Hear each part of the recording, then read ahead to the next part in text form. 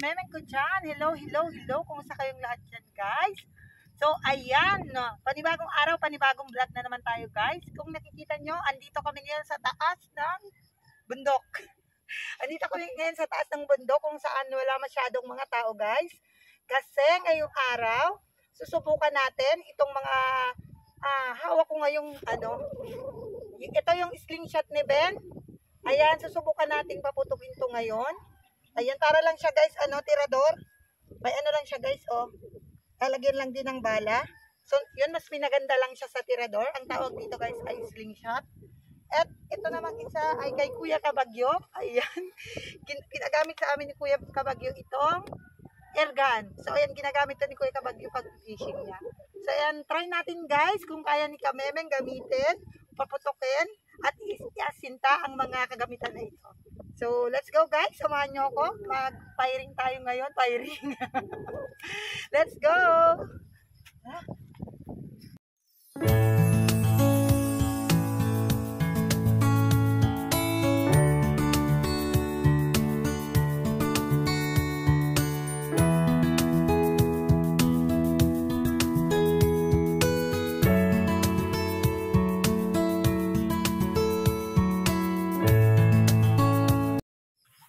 Ito yung airgun guys, nilalagyan ni Ben ng oxygen. Kasi hindi na siya yung dating mga airgun na kailangan pa siyang ibomba. Nakakapagod yung dating airgun guys. Ayan yung kagano niya.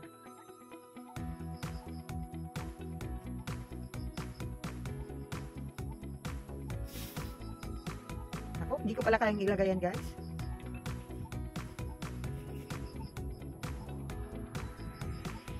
Siyempre, papalagyan natin ng bala kay Ben kasi hindi pa tayo masyado marunong talaga maglagay ng bala kung paano nilalagay. Yan. Ganyan pala yung paglagay ng bala, guys. Yan. Lagyan ng bala. At airgun muna yung susubukan natin paputukin. So, ayan guys, medyo takot ako dito. Takot ako dito kaso gusto kong subukan talaga kung paano ito gamitin. Kasi lagi ko itong nakikita sa kanila na ginagamit. So, ayan. Ngayon naman, subukan natin kung kaya ni Kamemeng ko pa. Bali guys, iasinta ko yun, yung yung andun sa puno ng pili. Ayan, eto yung puno ng pili. Tatarget ko yung nakalagay doon na bote. So, ayan guys, sana tamaan natin.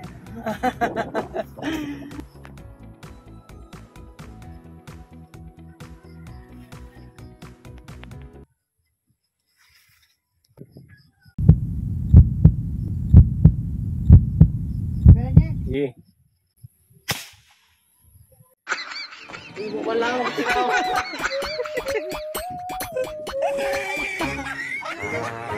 Sa inyo kung ano yung tinamak ni Kamemeng. Ito yung tama ko. Bunti ko pang tamaan yung kutsilyo ni Ben. Ito yung tinamaan ko. At ito yung kutsilyo yung nakontirya ko. Okay. Basa. Kusog.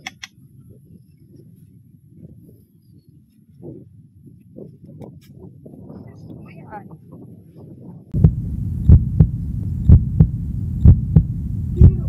Sige.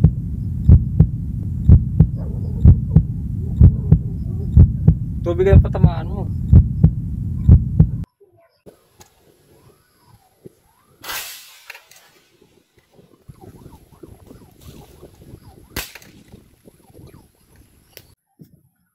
Yan guys, tinamaan na natin yung bote. Pangalawang try guys, ayun tinamaan na natin. Yun. Dinaduling si Kamemeng ngayon. So ayan, tignan natin yung tama ng bote natin. Ay, ayan Ayan guys Yan na butas. Ito yung unang butas. Tapos dito. Yan Yan, success!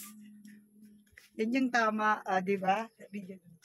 Yan, success tayo guys sa airgun. Natamaan na natin ng airgun yung bote. So, ngayon guys, susubukan naman natin yung slingshot.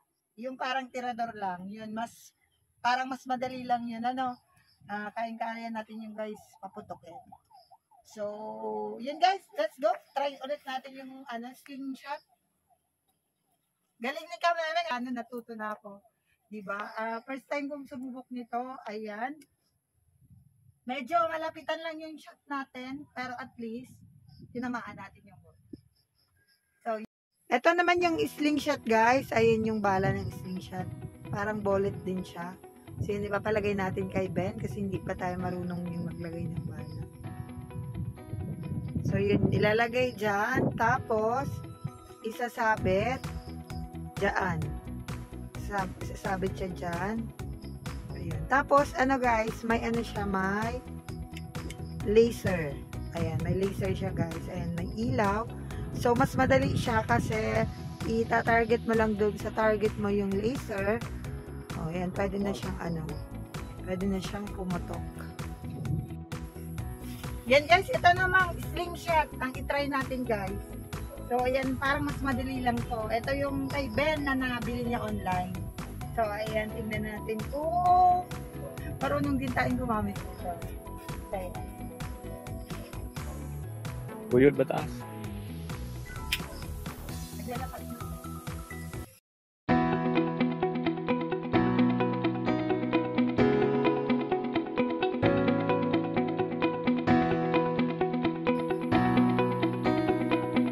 Lagi. Yan, buksan natin to guys, laser, para mas maganda yung kita natin yung target.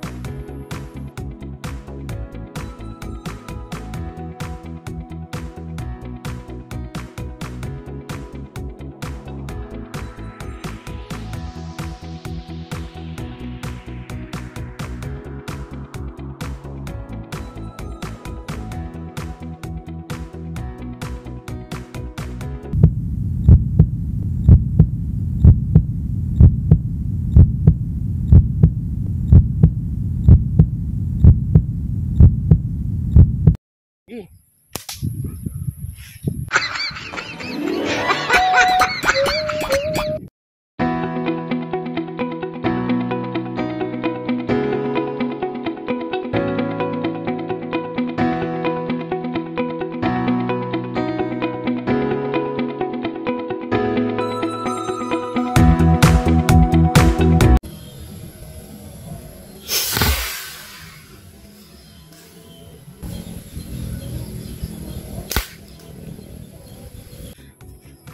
Yun guys, at tinamaan ulit natin yung sa pangalawang try ulit, tinamaan natin yung bote.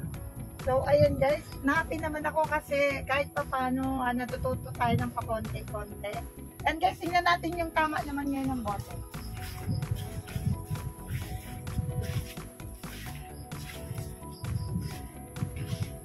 Di ba, kaya bang ano to, butasin ng slingshot? Ito yung tama ng slingshot naman. Ito yung tama kanina. Wala siyang butas guys. Hindi siya nabutas ng slingshot. Hindi pala kayang butasin ng slingshot ito. Pero, nakita nyo naman na tinamaan talaga siya. Kitang-kita naman sa video. So, yan guys. Yun, kahit pa paano na happy naman ako kasi yung mga hindi ko kayang gawin, at least ngayon nagagawa ko na siya. And nasusubukan ko kahit minsan natatakot ako, pero at least yan, natututo tayo kahit hindi pa marunong na marunong, at least sinubukan natin. Sablay man yan o successful, at least sinubukan, diba? Wala namang masamang sububok. Yan guys. Then, salamat guys sa pagsama sa akin sa araw na ito, sa dito sa walang kakwenta-kwenta kong vlog. Salamat guys sa laging panonood ng mga video ko, sa mga patuloy kong naniniwala at sumusuporta sa mga vlog ko. Maraming salamat guys. Shout out kay Tita Karin and Tito Bear. Ayan, sila yung mag-asawa na talagang laging sumusuporta sa akin mga vlog. Talagang dahil sa kanila, parang nararamdaman ko na magaling talaga ako kahit hindi naman. Kasi paulit-ulit nila sinasabi na magaling. So yun guys, syempre salamat sa aking buddy, Binastig. Ayan, sa lagi kong kasama pag-vlog. Ayan, and sa Team Good Vibes, Pasakaw Vlogger, Team Good Vibes, Team Bingo, salamat guys sa laging support.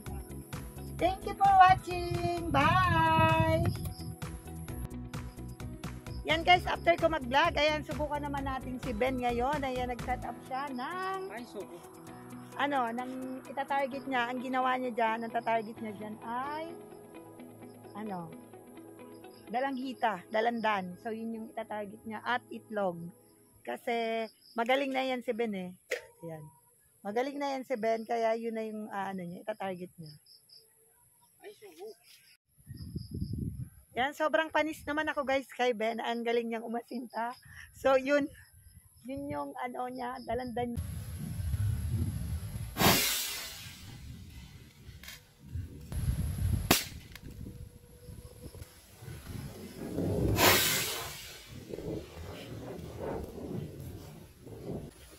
Yan, nawasak siya. Tapos yung may lighter pa siyang sinubukan. And merong itlog. Lahat yun, natamaan niya. So, yun hindi ko ipapakita din kasi sa kanyang vlog yun. Sa kanya na rin vlog yun. Kaya, yun lang sa akin guys muna, no? Pagpasensyahan nyo na yung nakayanan ko. Yun, medyo padilim na guys. Ayan, nag-ready na kaming umuwi ni Ben kasi, ayan, kung nakita nyo sa baba, ayan, wala na siya ring araw. Lumubog na siya guys. So, ayan yung tanawin dyan. Andito kami ngayon sa, sa bundok ng Odicon, Pasakaw. Yan, pauwi na kami guys. Ayan, natapos din yung vlog natin ngayong araw. Salamat guys sa pagsama sa aming vlog ngayong araw na ito. Ayan, bye!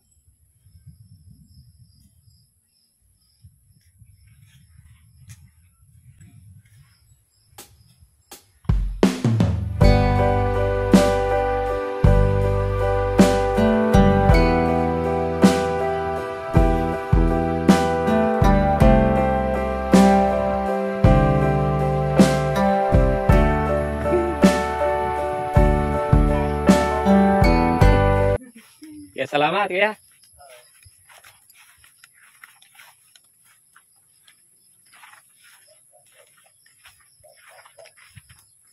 Bali guys, yan pala yung mama ni kami Meng Grace, yun ang